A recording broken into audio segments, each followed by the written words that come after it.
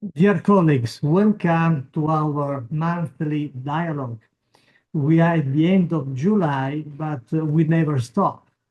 So we will have our July dialogue in spite of summer in Europe and in US and in China. In spite of summer, we will have our dialogue.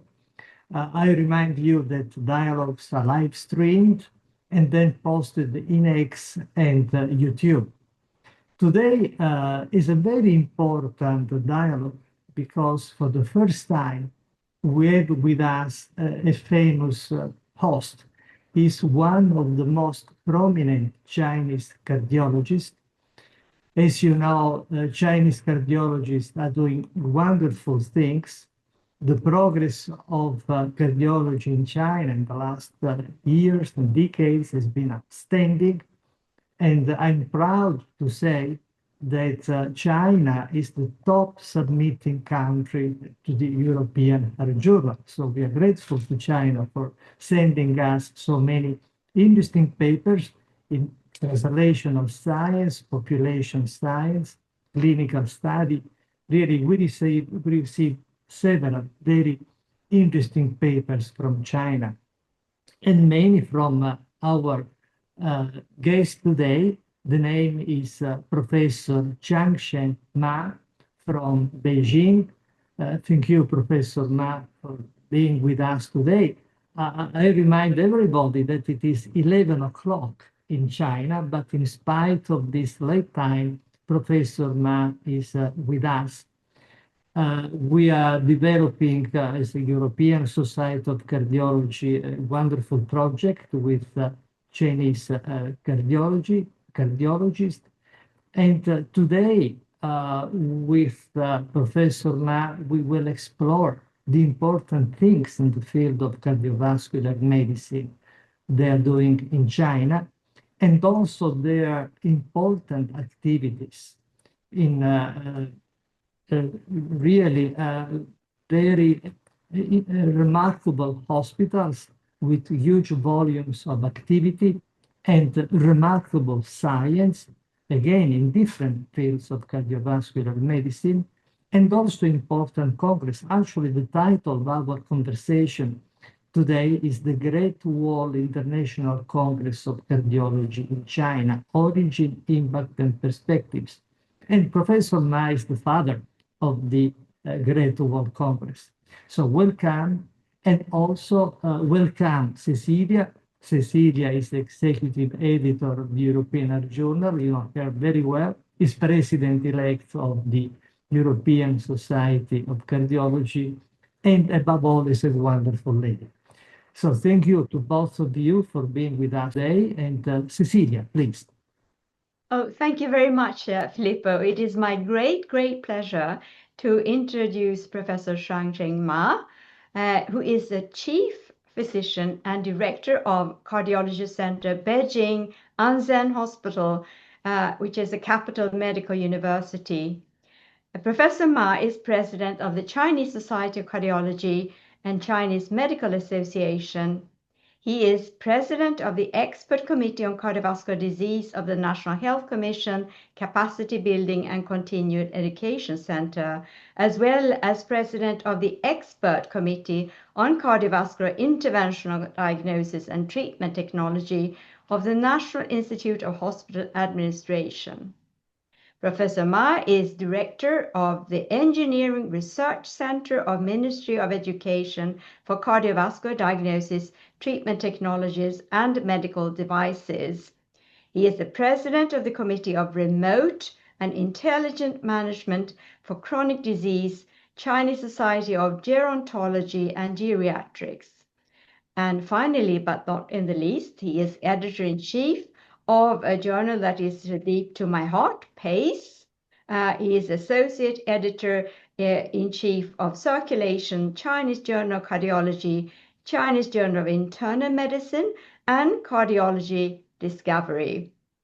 So with this presentation, I know you're now very excited to get to know Professor Ma. So in our dialogues, we try to share also a little bit of our human situation, not just our important scientific contribution. So we want to unveil their human side. So let's start with your journey. China is for us a huge country. Where were you born and where did you study medicine? Thank you very much, all of you, my good friend from European Heart Journal and EHC, dear colleagues. I was born in Henan province, the center of China, along the Yellow River.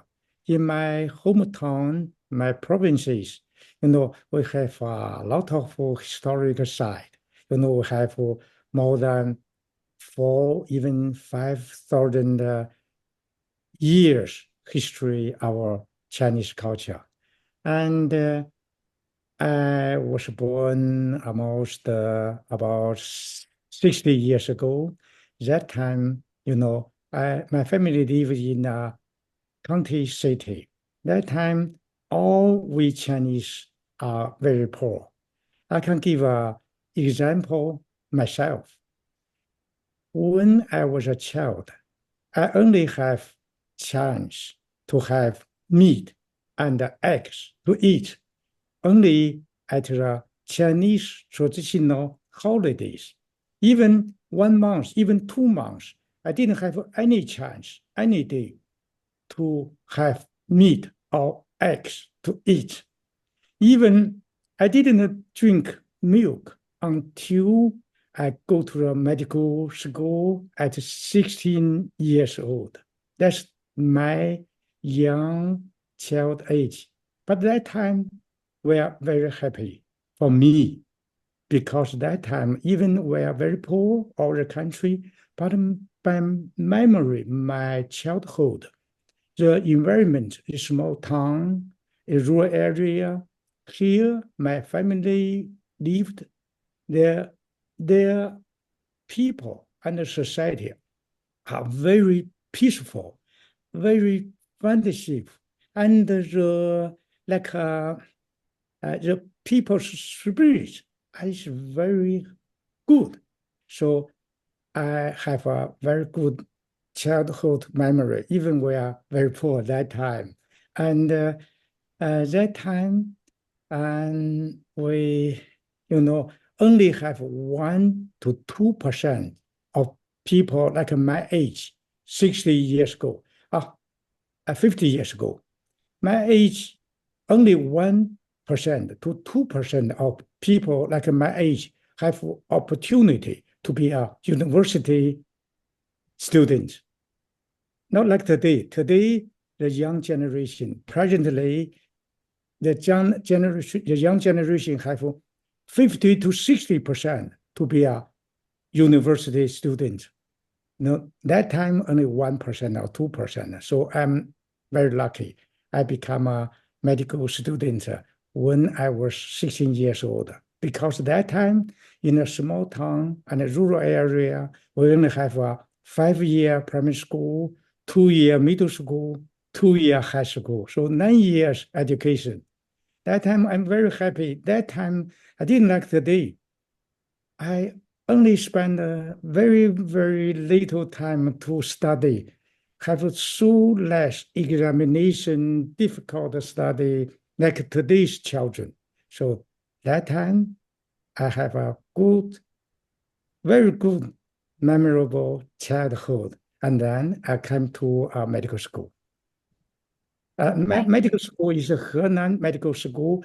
These are 120 years history Western medicine college, medical school.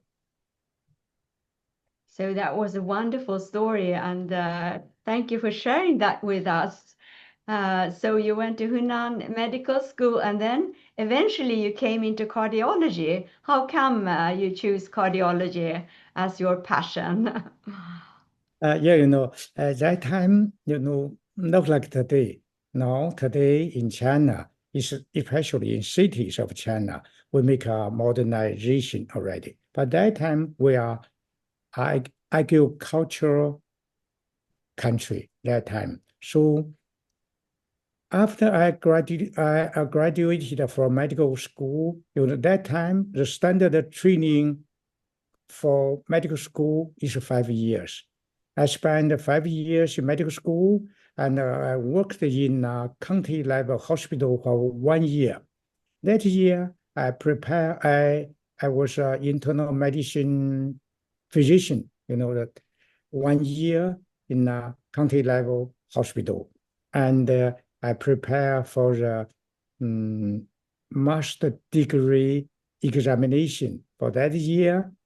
And why I chose cardiology?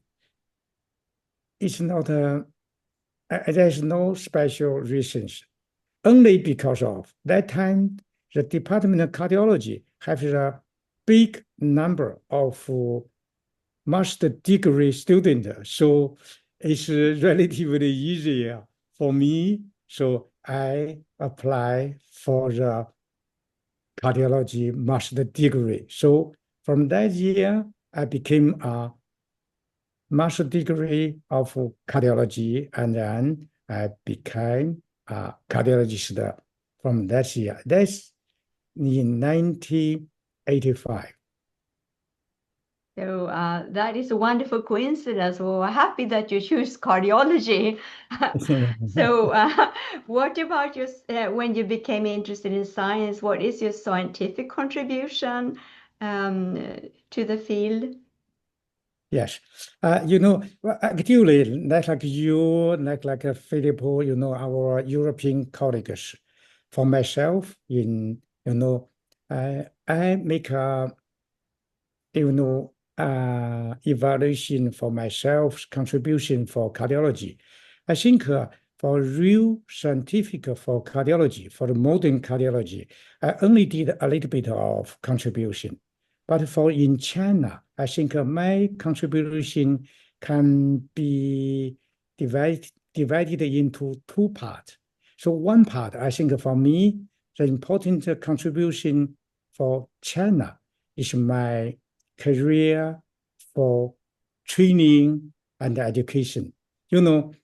Even 33 years ago, in 1993, I became a leading person. When I was 30 years old, I was one of the leading person for intervention training in the country. I even a very top leading person for EP, for ablation of arrhythmia in that time. I was 30 years old. I'm a director for a leading team for EP in the country. My mentor, Dr. Da-Yi Hu, he's a pioneer and the founder of Chinese modern EP, cardiac electrophysiology. He let me have a chance as a director for the EP team in the top 2 level of our country. So that time, I have been invited by hundreds of hospitals. 1 year, only maybe in 1994, 1 year, I have traveled to our country, more than 100, 1 year, I traveled to more than 100 hospitals to do procedure, to help them to train fellows. So in the 10 years, from 1992 to 2001, in 9 years, I have been invited to all the 31 provinces and almost 300 hospitals to do procedures in their hospital. So I have 100 of fellows myself. Even the fellows is older than me. I was 30 years old, but many doctor, director in different hospital, even 10 or 15 years older than me, but they are my fellow. I taught them to do procedures. So the 10 years, I spent 10 years for training, for travel, and then later, my team keeps a leading position for the EP field, and we established the biggest training team in China. Our team have trained more than 500 independent cardiac physiology, cardiologists to do ablation for arrhythmia, and more than 1,000, even 1,500 EP doctors have a short training course in my hospital, my team. That's I think in China, my work or my contribution for the cardiology department. And another side, I did a little for innovation. In China, my team have a China AF, the atrial fibrillation registry, more than 40,000 cases and high quality registry. We have a 85% follow-up rate at 2 years. So we published almost 100 scientific papers in the English journal, and we make a lot of small. The innovation for the protocol, for the procedure, and also in last year we published our trial in JAMA. That's the first clinical trial published in the top general journal, like a New England Journal, Lancet, JAMA, BMJ, British Medical Journal. It's also the first clinical research in cardiac electrophysiology from China. So we are taking more high quality clinical trial, and also we are promoting all the Chinese colleagues to do the better research. Oh, thank you so much. I'm very, very impressed by everything you shared with us. In the midst of this fantastic journey and contribution to your country, were there ever some difficult moments?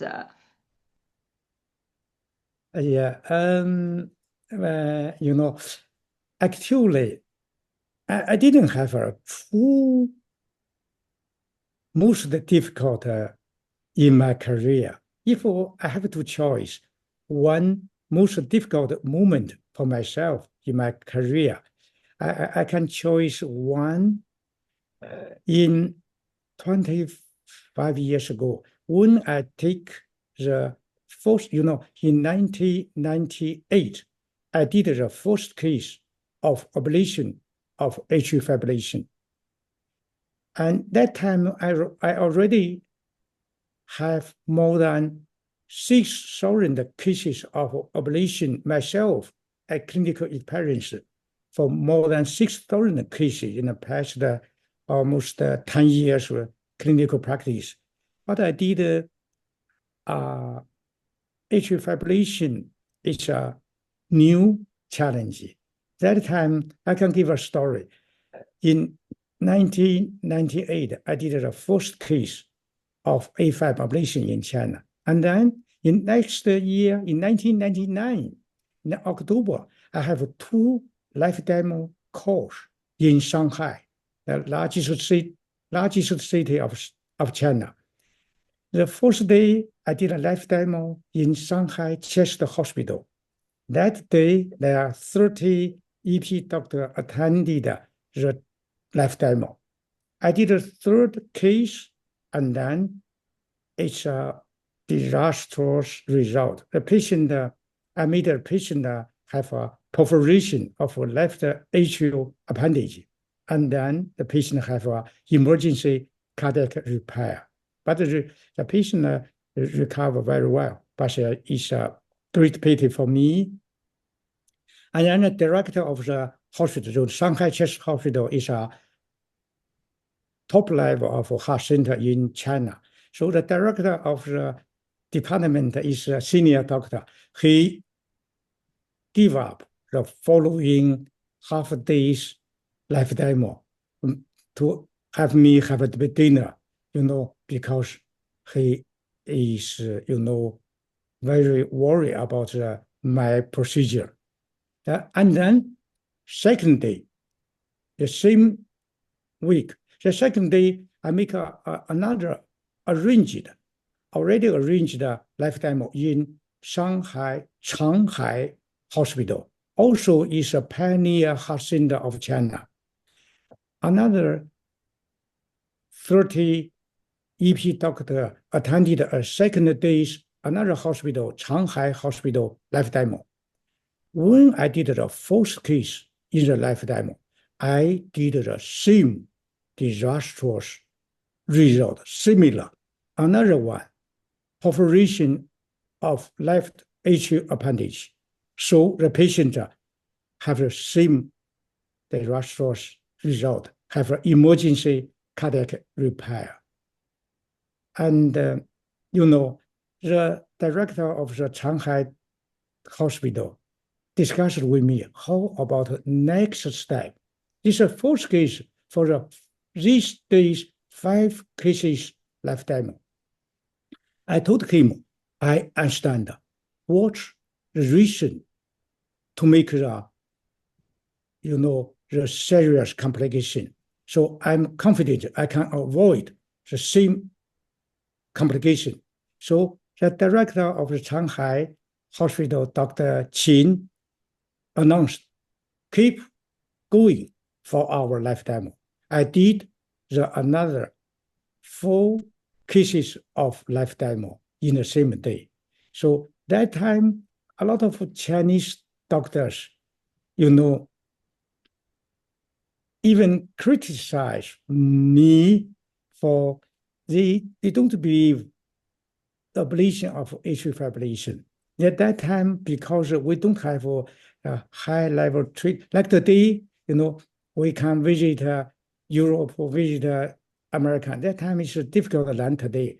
After that, in Beijing, I invited a lot of leading persons like Bordeaux, Dr. Hayasaki's team, Dr. Hosseini is a top level of EP doctor to do ablation. Visit our hospital many times. And Dr. Milano, Dr. Poponi from Milano. It is that time, Bordeaux and Milano is the top level leading center for ablation of arrhythmia, of A5. And also we invited Dr. Natali from Cleveland. Now he worked in Texas, visited us many times, teaching us to do ablation. And we keep our, ablation, actually fibrillation grew very fast and stable. But 2 or 3 years is very difficult for me. But as we can see for later result, I didn't have a truly most difficult moments. There are so many good friends, especially our friend from Europe, from the US, helped us. So I passed the difficulty moment. Is actually very smoothly. So thank you very much. Yeah. So that was I think every interventional cardiologist has these experiences, but it's always difficult to be a pioneer like you are. So did you also do clinical and scientific, have you experienced outside of China? Yeah, I didn't have regular training outside China. In China, I can give you a very interesting name, a word. In Mandarin is 海归, means overseas trained scholars. I mean, high-level scholars. Another word is 土鳖 in Mandarin. That means domestic trained high-level scholars. I'm the 土鳖, only domestic training scholars. That time, for my age, 30 years ago, in China, about majority, maybe 80% of the director for cardiology and also for university different departments, that the majority of directors have been trained overseas in Europe, US, Japan, Australia, Canada, in Western countries. But only a few of them, for a director like me, are only domestic trained. And after, I become the director for, for the EP team in my hospital, later I have a lot more and more chances to have the overseas visiting. Especially, I attended a lot of meetings every year. I attended EHJ, ACC, EHJ. Even 30 years ago, I attended the Heart Rhythm Society, TCT meeting, the Euro intervention many times. And I can give a story. 30 years ago, I visited US the first time to attend the Heart Rhythm meeting. That time is a NASP meeting. Yeah. And then I spent 1 month. This is the longest period I spent it overseas. Later, I didn't spend more than 1 week at any time, stay outside. That time I visited, after heart rhythm meeting, I visited St. Vincent Hospital in Indianapolis. Dr. Pratoshky, before he was editor-in-chief of JCE. And I visited Cleveland Clinic. That time I was astonished. In Cleveland Clinic, in one floor, they have about 8 to 10 cath lab in one floor. So many interventions for coronary. And in China, in my hospital, we only have 1 cath lab. But today, in that time, I even can imagine how about the future of China. That time, we don't have the long-term, for modern ideas for the development of China. And in that year, we have a very, interesting joke. In our country, we have a joke. The moon in West is much, much bigger and much, much lighter than the Chinese moon. That's 30 years ago.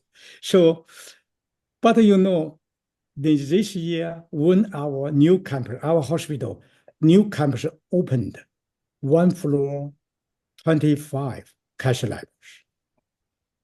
That's today's China.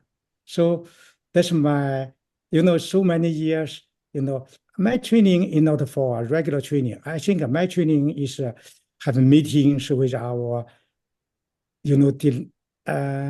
leading persons in Western cardiology, and also attended a lot of, steer committee member for the steer committee meeting for different research.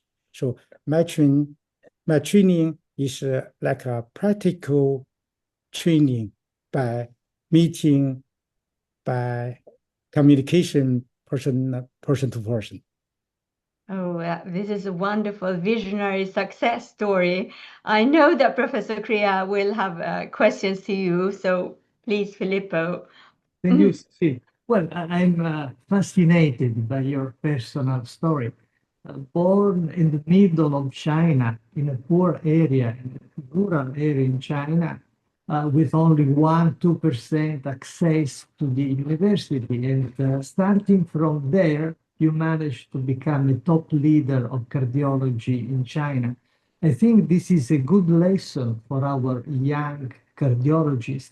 Shows that enthusiasm and intelligence can lead you really everywhere, but you need passion and, of course, intelligence. Doesn't matter where you come from, but if you have passion and intelligence, you can reach the tops of the mountains. So your example is I think, a very good inspiration for our young cardiologists. Now, Changsheng, I'd like to move the light from your personal life to China. We are witnessing a remarkable progress of cardiology in China. As we have just said, it's impressive, the progress of cardiology in China. Now, my first question in this regard is what triggered the interest of Chinese medicine in Western medicine? You went through a transition from traditional Chinese medicine to, let's say, Western medicine. What triggered the interest of Chinese doctors in this transition? Yes, it's a very interesting question. You know, on the train from Beijing to Zhengzhou now, I stayed in Zhengzhou this moment. On the train, I consider the answer for the question like this.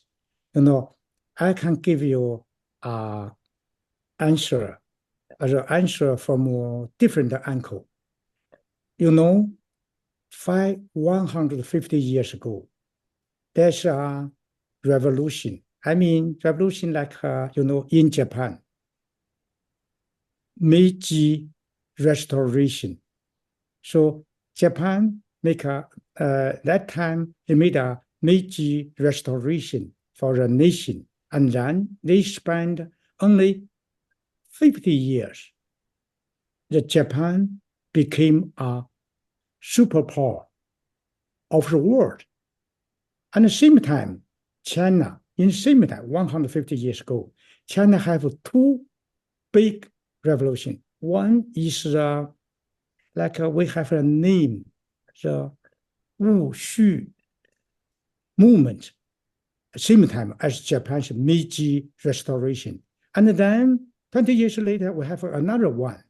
It's 100 reform. But we're not so lucky. Both of the two big revolution-level reform failed. So the China spent another 150 years until recent years.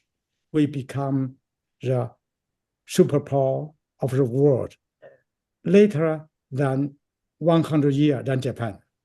There's an answer for our question because in the past 150 years, all we Chinese scholars are learning Western science, technology.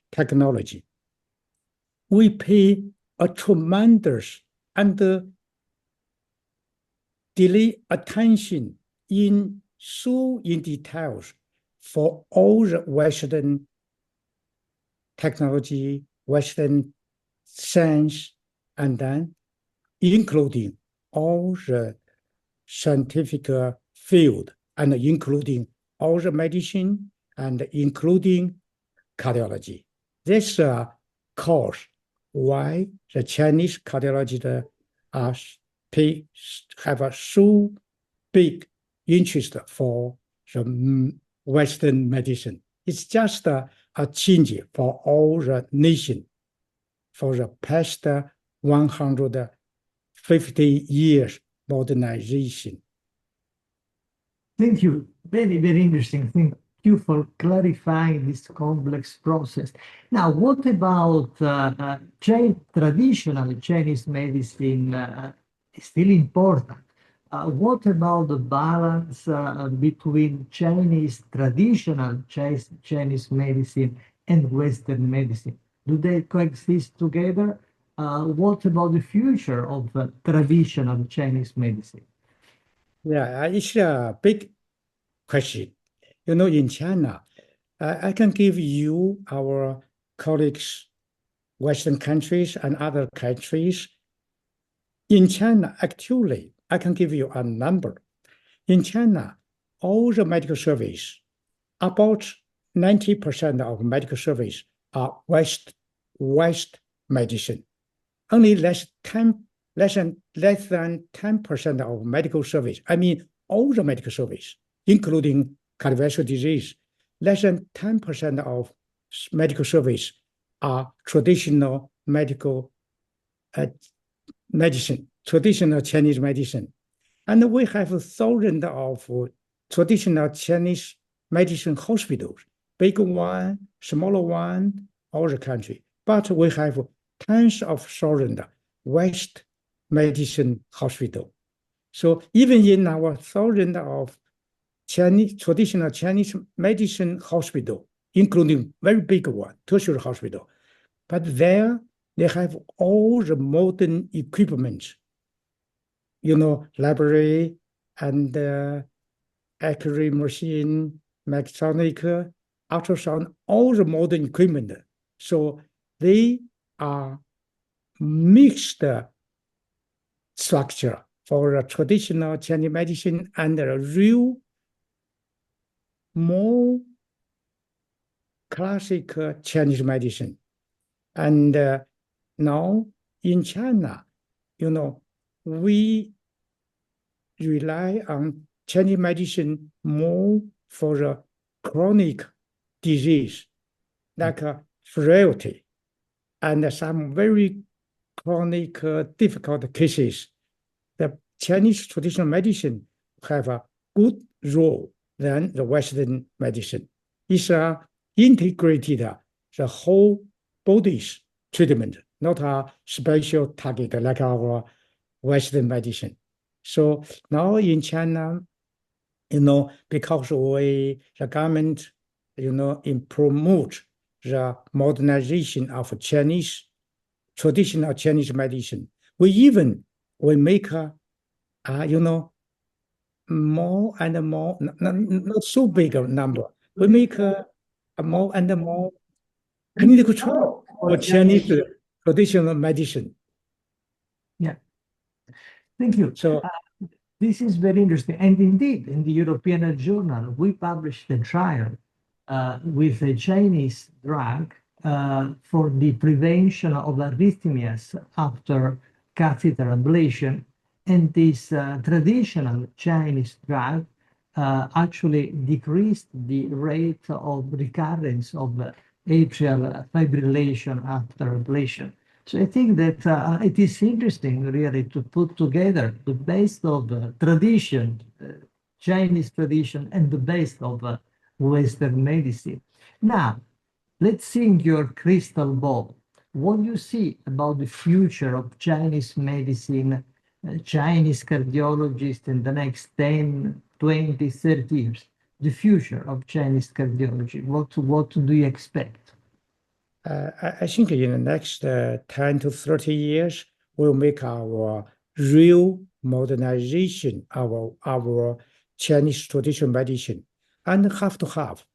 By myself, from a scientific point, it's very possible I will be incorrect for my judgment. But I think for my personal thought, in future, our Chinese traditional medicine maybe have to have, deviation.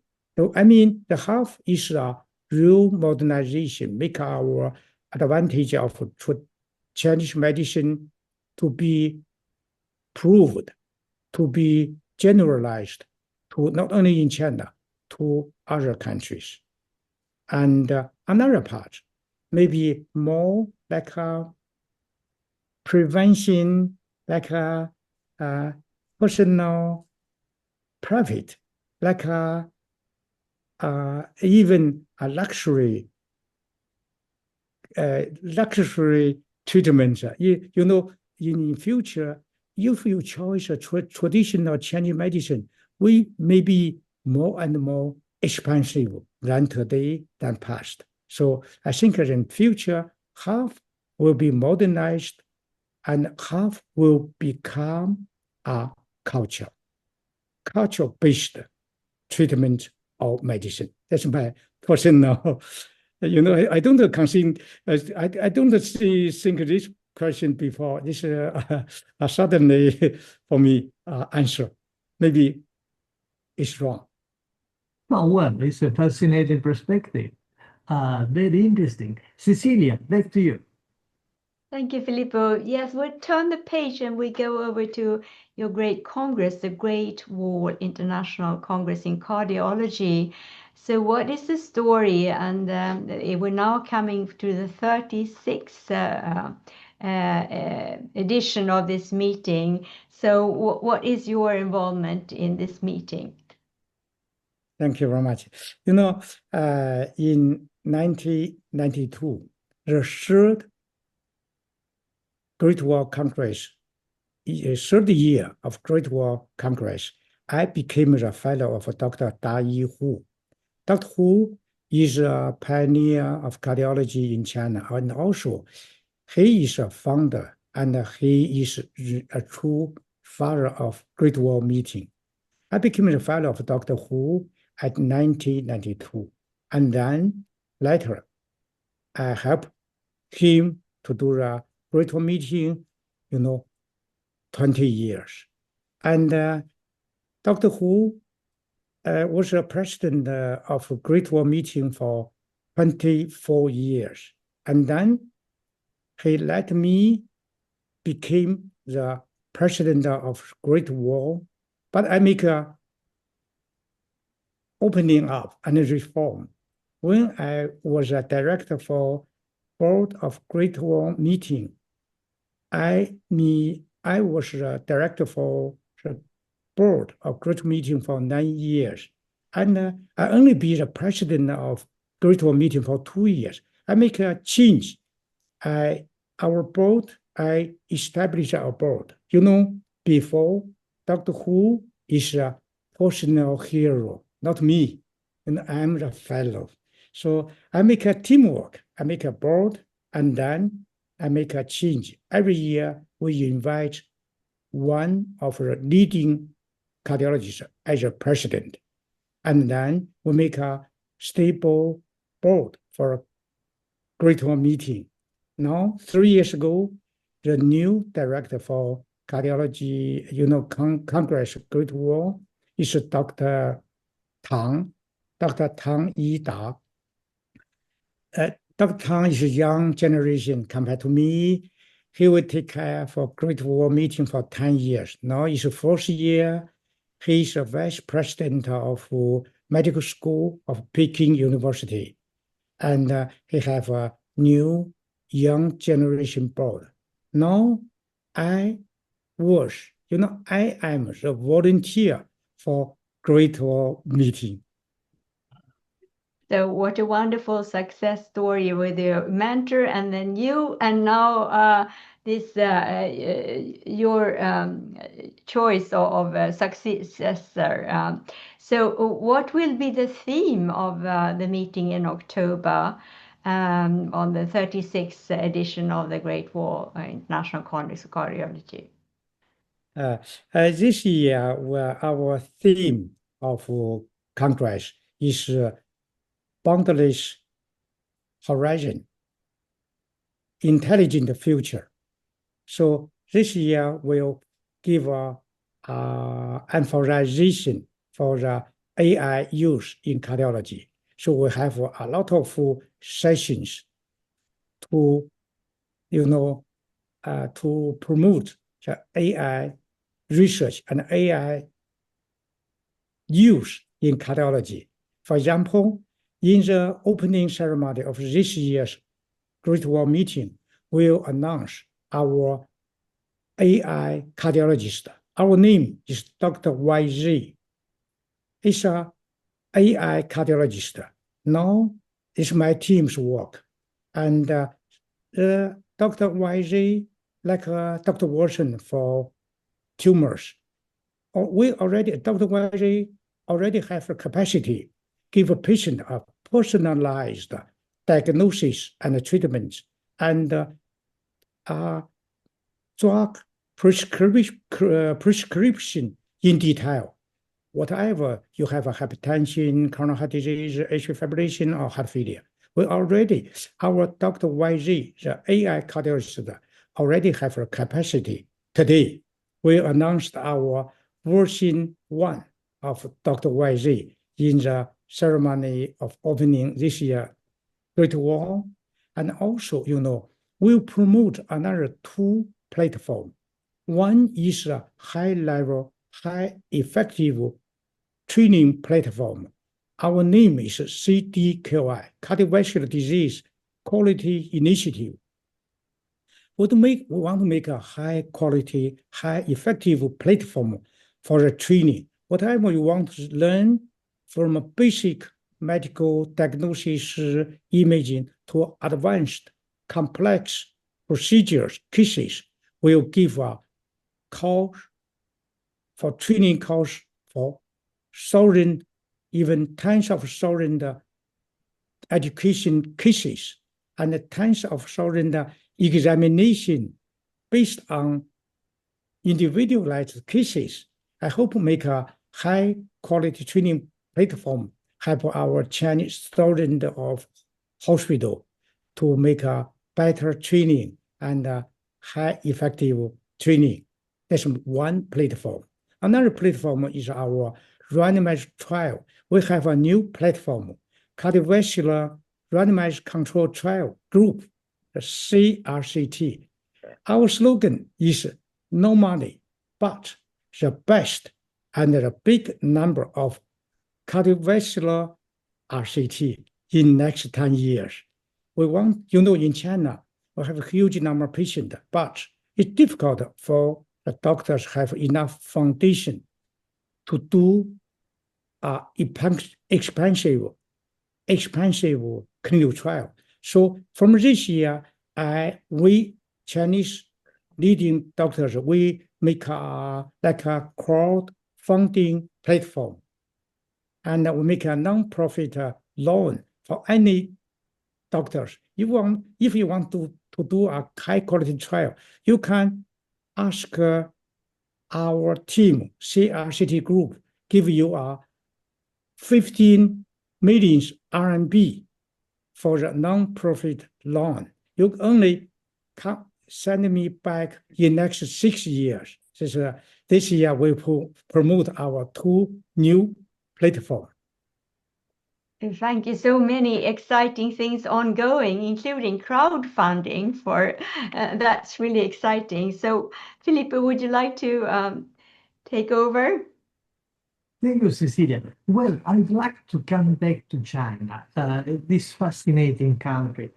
China is huge. What about rural versus urban areas? What about the challenges of cardiology in rural versus urban areas? Yes, it's a big question. Not for me, even for our president of the country. It's a big and huge challenge. But I'm a Chinese doctor for many years. I understand the Chinese society, medical service. I think more in detail than your Western friend. So I can give you a question. It's not an impossible challenge for us, for our Chinese government, Chinese people, because, in the past 76 years of new China, from 1949, the government did a good job. For example, especially in the last 10 years, all the country, the Far East villages will have a standardized clinic for village doctor. Usually, one village doctor take care less than 500 resident farmers. If you have 700 residents, you will have 2 doctors. And the standardized clinic have 60 square meters, have 1 room for pharmacy, 1 room for clinic to see patient, and 1 room for, for the in-hospital bed, 3 bed. And the village doctor have a good salary. So they are, they are taking all the villages in their village and are very clear about every patient, hypertension, diabetes, coronary heart disease, and then they were supported by far distance, the big hospital, and free for them. So in future, the Chinese government already did a great job. In the future 20 years, now in our village, but actually in China, we only have less than 30 population stay in rural area. Actually, only 25 of people stay in village. So in future, under the strong support of government and the high-level AI, APP, and website support, and in China, we have very cheap, internet service and very cheap mobile devices. So by my opinion, that for this question, for this answer, I'm very confident. In next 20 years, more than half, and the majority of our village doctor will, like the Western country, they have a classical medical school training, and then 3 years tertiary hospital training, and then become a village doctor. So I'm very confident. For now, we have a big gap. Rural area, their income is less than half of urban area, and their medical service level is lower, more than double lower than urban area. But for long term in future, I'm very confident that it's not an impossible challenge. Well, thank you for this wide perspective. It's indeed a remarkable challenge, but the plans you are sharing with us are very exciting and definitely big challenge, but I'm sure you will find the right solutions. Let me come back now to the Great Wall Congress. Personally, I'm really grateful to you for your hospitality at the Great Wall Congress. 4 years ago, well, we didn't know each other at the time, but 4 years ago, during COVID, I received an email from you inviting me to organize a joint session with the European Heart Journal.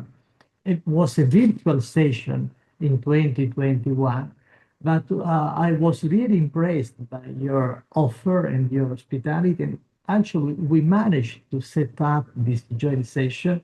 And then in the following years, every year, we had sessions, of course, now in person, which are very well attended and very successful. So this has been really a remarkable project, which is part of the link we are creating between the European Heart Journal, the European Society of Cardiology, and the Great Wall Congress in China. What are your feelings about this cooperation with Europeans? Yeah, the cooperation between European Heart Journal, EHJ, and Chinese colleagues, the Great Meeting, and other big Congress and society is, so exciting for me, my Chinese team, in the past 4 years and even in the past 14 years, have a closer cooperation with ESA, and recent years more closer with European Heart Journal. So we got a big help from you, from your ESA teams. I think especially my age, my generation, have learned so much from European colleagues, from US colleagues, and the young generation, because they visit Europe very often than our generation. So I think the cooperation is very helpful in the past, and in future, we should have much big opportunity to have a high-level cooperation to help Chinese colleagues, help them to do the high-level education training and high-level research. And then I think in future, work together. Chinese colleagues can work with our EHJ, European Heart Journal colleagues to help other countries, like in Africa. In African country, we kept about 40 medical team, big team, in 30 countries of Africa for more than 50 years. We already did a good job for medical support in African countries. In future, the European colleagues can invite our Chinese colleagues to a big work for cardiovascular disease prevention and treatment in African countries, because in 50 years, they will have 2 billion population. That's a big potential for us. Wonderful, Changsheng. Well, with us today, we have Lady President. Cecilia Linde is President-elect of the Society and will be President of the European Society of Cardiology next year. Cecilia, what about the European perspective? What Changsheng is sharing with us is very exciting. You are the president of the society. Well, thank you, Filippo. I think we move into collaborative area, and we will very enthusiastic of learning what's going on in China and having more dense collaboration, and because I think that we do things a little bit differently, and we have things that we want to learn from you, and we of course also want to share whatever we can offer. So I'm looking forward to a great collaboration, and also to being able to come to the Great Wall ICC myself, which I haven't done so far. So I'm really looking forward to that. Yeah, I'm looking to see you in Great Wall meeting. I have one last question for you. What are your suggestions for the European Heart Journal? What can we improve? Oh, I know. I think, in the last almost 5 years, you are the editor-in-chief for European Heart Journal. I think because of COVID-19, for the first 2 years, it's difficult for you to come to China. But in the last 2 years, I think you should have visited China maybe more than 10 times, only 2 years. So you know China already very well. You visit China, you meet so many leading persons and also a lot of young clinical scientists. And you visit and meeting and communication with them will be a big encouragement for them. So you will see your journal receive more and more original study from China. I hope you keep your active and busy and hard work to visit China more and more, even more than 100 times in future. Thank you. Changsheng, thank you, both of you, for this wonderful hour we spent together. Thank you, Changsheng, for your enthusiasm and for your optimism, and for showing us today the brilliant future of cardiology in China.